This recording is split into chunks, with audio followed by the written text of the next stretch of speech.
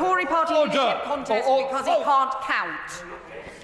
I'm going to say to the Home Secretary, I expect short answers. These are topicals. If there's other questions you want to go along, do them early.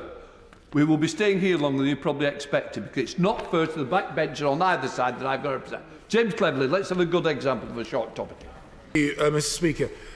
In her statement to the House on the 29th of July this year, the Chancellor said that asylum accommodation costs being drawn down from Treasury reserves were, and I quote, unfunded and undisclosed, a description that I reject. So can the Home Secretary now confirm to the House that asylum accommodation costs will be disclosed, but more importantly, funded from her departmental budget, and that she will not be drawing down from Treasury reserves to pay for the asylum accommodation costs?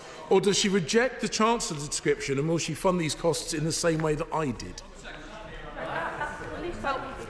I have to say, the former Home Secretary, the current Shadow Home Secretary, does now seem to be admitting the totally chaotic state of asylum accommodation finances, where he had to continually seek last-minute reserve claims because they had underfunded the asylum accommodation problems that they had caused by letting the asylum backlog soar, and as a result, the taxpayer ended up footing the bill. This government will be will be making savings from asylum accommodation by getting the system back in order. And I know the honourable member has been kicked out of the Tory party leadership contest because he can't count.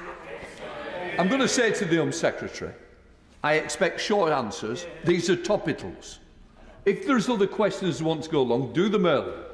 We will be staying here longer than you probably expected, because it's not fair to the backbencher on either side that I've got to represent. James Cleverly, let's have a good example of a short topic. Will she be drawing down from Treasury reserves, yes or no? Secretary.